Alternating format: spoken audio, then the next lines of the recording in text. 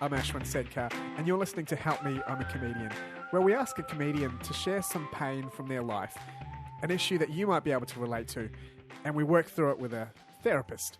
And my guest today is comedian Nick Carr and psychologist Dr. Rachel Hannam from North Brisbane Psychologists.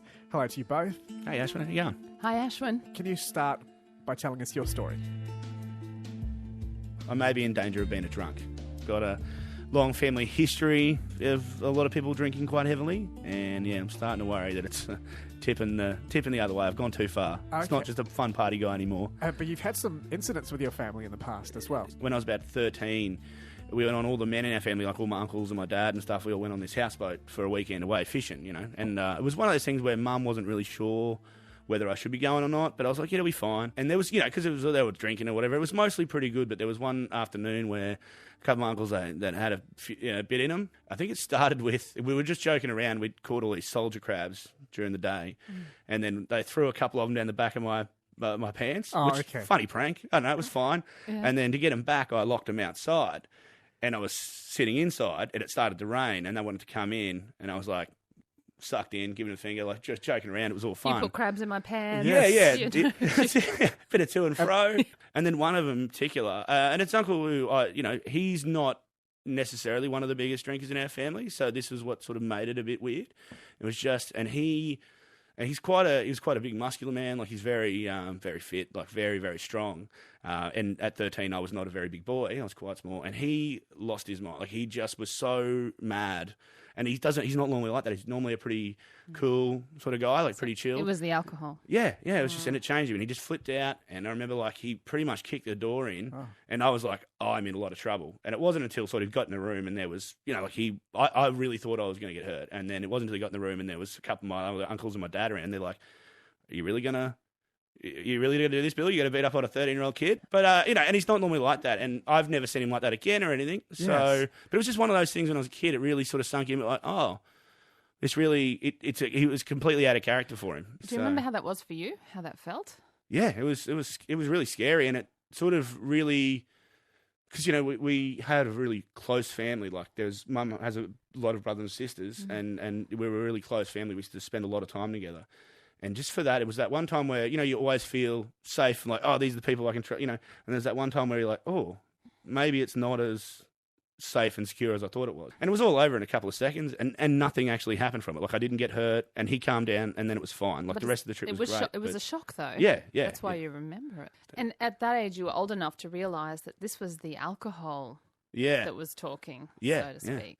Because that's it. I just had never seen him like that. You know, I've got a couple other uncles who drink a lot, and I've seen them lose their minds. But yeah, for him in particular, I was like, it's not normally how he behaves. I didn't start drinking then until I was 22. I never drank because I always kind of, when people ask me why I didn't drink, I always had the attitude that I was like, oh, you shouldn't need something to change your frame of mind to have a good time. You know, like, and maybe that comes from that a little bit because it seemed to change the way he thought. I had the same peer pressure to drink, and I just tell people that I'm a devout Hindu. Have you ever tried that? No. I haven't, but maybe I could have. I wish I'd thought of that. Yeah, it's your Scottish rugged good looks. It's harder to pull off. It'd be really hard to pull off. Yeah, it's not too late to convert, is it? Like, no, I don't know. It's a welcoming religion.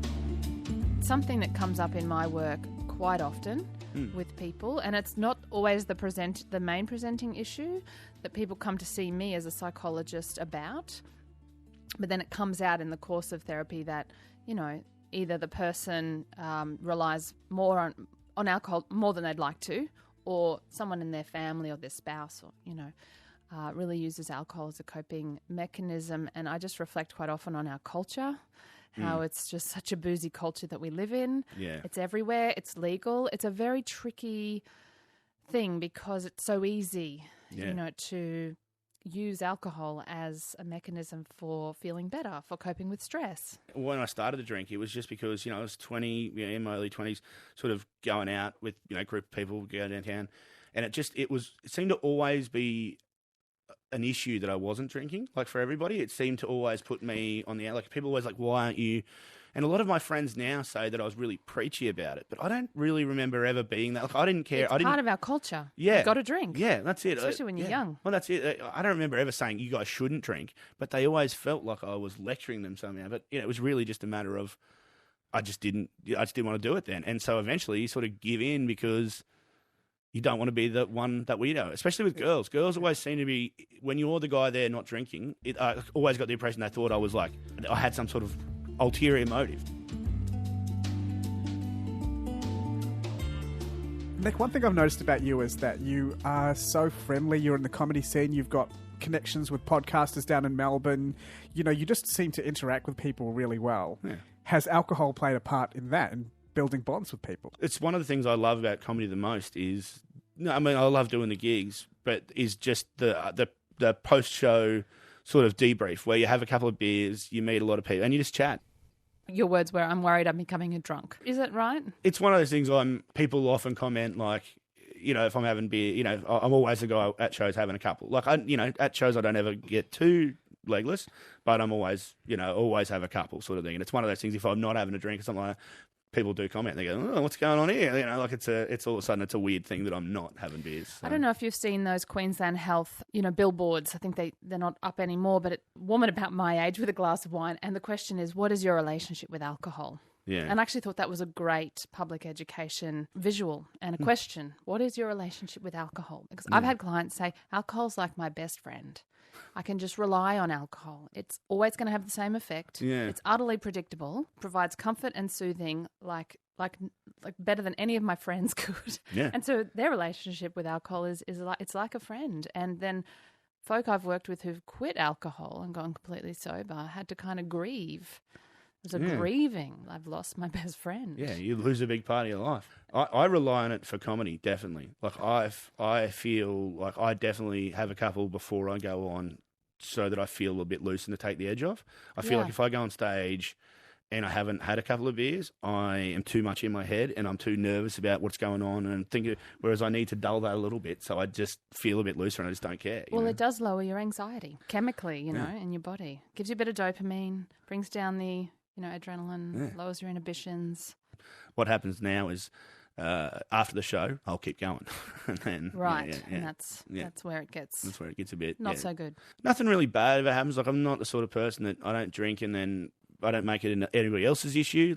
What's your worry then? What are you concerned? Just that I drink so much. Like it's that I'm drinking large volumes and then, especially now, because recently, a couple of months ago, I lost my license. Not for drink driving, just because I drive a lot. My day job, I drive heaps. And then when comedy was added on top of that, because I still live in Toowoomba and travel to Brisbane and the Gold Coast every night for comedy, and then I have to go back for work. So I think last financial year I drove 120,000 kilometres. So just over the last couple of years, I've just accumulated all these little speeding fines, and it just added up.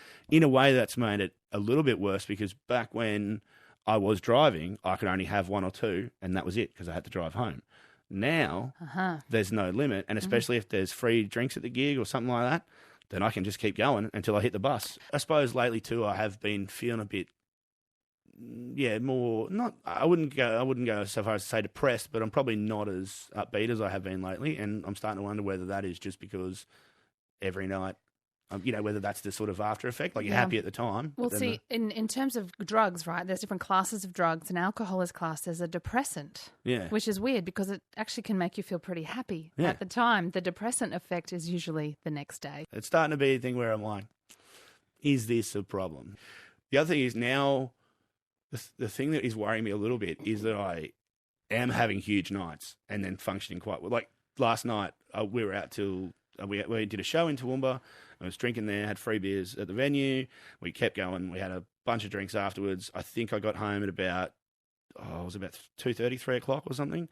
I had a couple hours sleep and I'm here and I'm fine. And I'm like, am I... You got a new normal.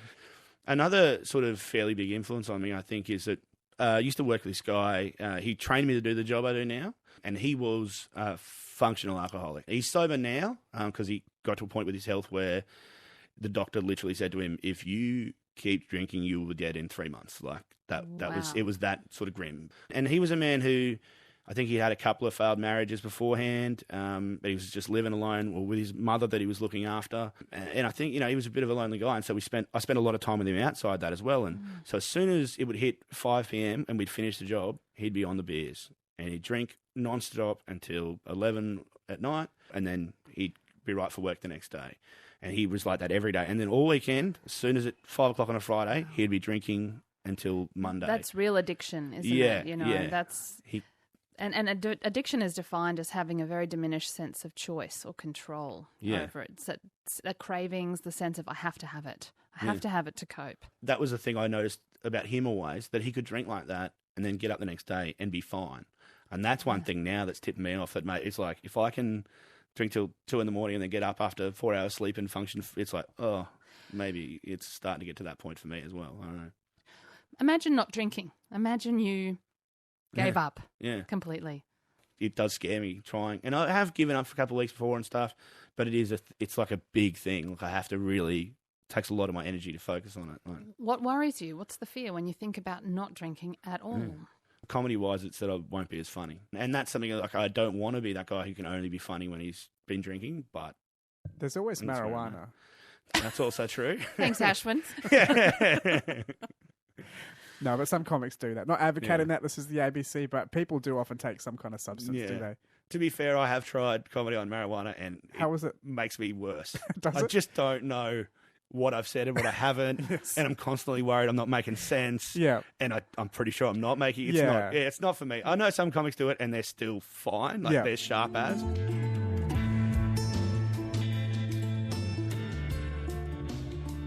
What are the things that you do that are just for you? When people say, oh, not much, or I don't know, I wonder whether alcohol is the substitute for self-care. On the rare days when I get off, I tend just to sit at home, like either watching TV or play computer games or something like that, and usually just drink.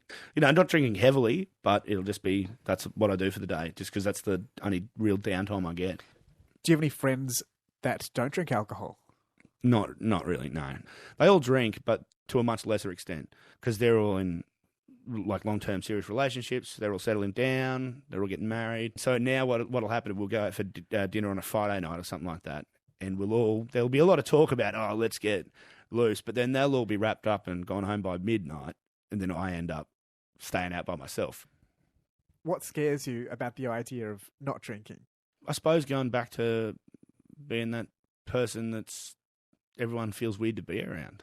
I know what it's like to be the one person there not drinking when everybody else is drinking, and going, if I stop and that's it, never again. At Christmas with family things and everyone's having beers, I'd have to go back to being like, no thanks, or around friends like, nah, I'm good tonight, and then having to explain myself all the time again, because that seemed to be a real cycle. People would be like, why aren't you drinking? So then you'd give them an answer. You'd say, oh, I just didn't feel like I needed it or whatever, and then they seem to take some sort of issue with that, and then they're weird about it. And then it just keeps coming up. It never seemed to be like, oh, okay, he just doesn't drink, that's fine. It always seemed to be an issue. I noticed back when I didn't drink, when we were all sober, and you'd meet someone sober at a party at the start of the night, and you say, oh, I don't drink. And they'd be like, oh, that's great. Yeah, that's really good. And then after they've had 4 beers, they're like, why aren't you drinking? Yes. What are you doing? Like, just have a beer. And I have to stop myself now because I'm getting a little bit like that. Like if I see someone, there's another comedian we know I was in Thailand with last year for a comedy thing. He quit drinking about a year or 2 ago, I think, himself. And the whole time he was there, he was drinking mocktails and he was having a great time. He's still, still consuming things, still part of it, and it wasn't antisocial or anything. But everyone, and I had to stop myself a couple of times and be like, without thinking, I'd be like, oh, do you want a beer, mate? I'd be like, nah, I don't. And I'm like, oh yeah, sorry, mate. I'd be like, just have a beer, mate. Why not just have one? Well, we're in friggin' Thailand. Let's have a cocktail. Let's get on it, But then, I find myself making the same mistake, like still putting that same pressure. I have a different pressure to you. Being Indian, sometimes elders will say, why aren't you married? Why aren't you settled? Do you want to go back to India and have an arranged marriage? There's all these different kind of social pressures. Yeah. And what I've done is just slowly, bit by bit, isolated myself from the people who ask those kind of questions. Okay. And then all of a sudden you wake up and you're alone doing a gig in a pub in front of 4 people.